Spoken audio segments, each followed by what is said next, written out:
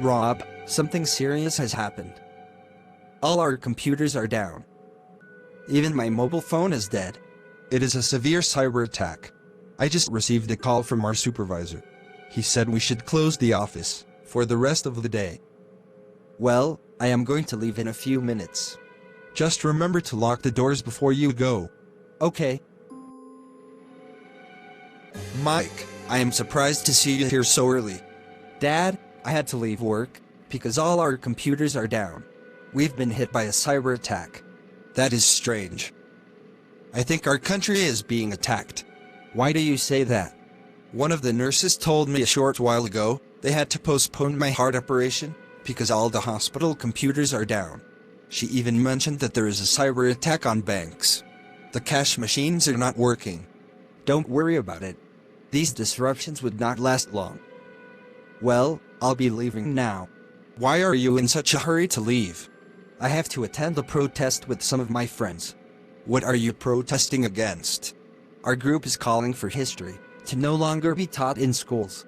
We want God to be taken out of schools and public places. Son, history and my religious beliefs are important to me. You do not know anything about the struggles of your grandparents and the hardships I faced before I came to this country. If your mother was alive, she would be very unhappy with what you are doing. Dad, you cannot keep on lamenting over the past. You have to give a younger generation a chance to address the problems in our world today. Mike, I don't think you understand the consequences of what you are advocating. The majority of people will not agree with you and your friends. They will eventually agree. What makes you think so? Because we are a group of people who are determined to get what we want. If we remain forceful, we'll become more powerful than the majority. Do you really believe that? Yes. You have to keep in mind that the majority of people do not like to offend anyone. If our group keeps making emotional appeals to the public, they will eventually support us. In most protests, people tend to favor the underdog. Mike, I still think you should think things over. Dad, you tend to worry too much. The reason I worry is because I saw before you were born how millions of good citizens remained silent while a handful of aggressive people turned a prosperous country upside down. Nothing bad is going to happen. Son, you don't know how difficult it is to live in a country where the government has total control over people's lives. Don't dwell on the past, Dad. Get some rest. I have to go now. I'll come back tomorrow. All right. Mike, I am so sorry to hear about the loss of your father. I've known him for a very long time. Did the doctors say what he died from? He died of a sudden heart attack. He was due for heart surgery.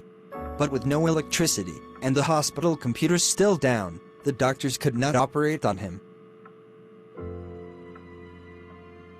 I hope you'll overcome your grief. So how are you coping with what is taking place in our country now? Things are not good. Yesterday, robbers broke into my house and destroyed everything. It is shocking what they did. They took all the groceries I had. I don't know how I am going to survive. I am in a similar situation. I have been drinking the dirty water that is coming out of my pipes. I hope I don't get sick from it. Did you hear anything about how the government is handling the cyber problem?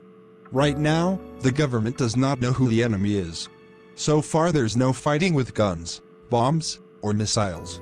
These series of cyber attacks have crippled the food industry, our water systems, and the fuel pipelines. That is terrible. Now the whole place is in total chaos. People are rioting and stealing in every city. It looks like our country is getting destroyed by our own people. You are right. Well, I'll be leaving now. I'll keep in touch with you. Thanks for coming over. Hello, how can I help you? I need your help. I do not have anything to eat. You are the first person that came to this church asking for food. I do not have much, but I'll give you some of what I have. Thank you so much. How were you able to get food when all the stores are empty? I have a friend who is a farmer. A few days before robbers looted his farm, he gave me a basket with potatoes and peanuts. That's very kind of him. Come, let's go to my office now. Okay. I see on this desk you have a lot of paper with written notes. Is this a study room? Yes. But right now, I am documenting all the terrible things I witnessed during these cyber attacks. But why do you need to do that? I am doing this so that the next generation would learn about the effects of a series of cyber attacks that crippled our country. I am writing in hope that some steps will be taken in the future to prevent this kind of warfare from happening again. It is only now that I am beginning to understand the importance of history. Yes, it is very important.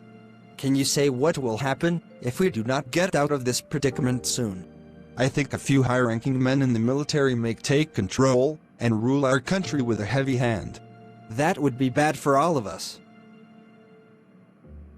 Tell me, what has kept you so humble and so friendly amid all the chaos in our country? It is my faith in God. I believe the Lord will guide me through this difficult period. Why is a belief in the Almighty so important to you? My belief in God has helped me to become a better person. My faith has kept me strong in these difficult times.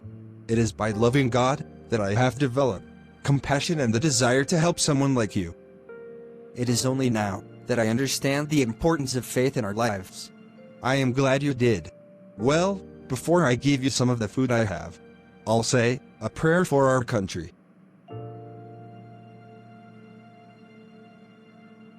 Hi, if you enjoyed this video and you would like to see more of my videos on a wide range of topics, please hit the subscribe button and click on the link in the description.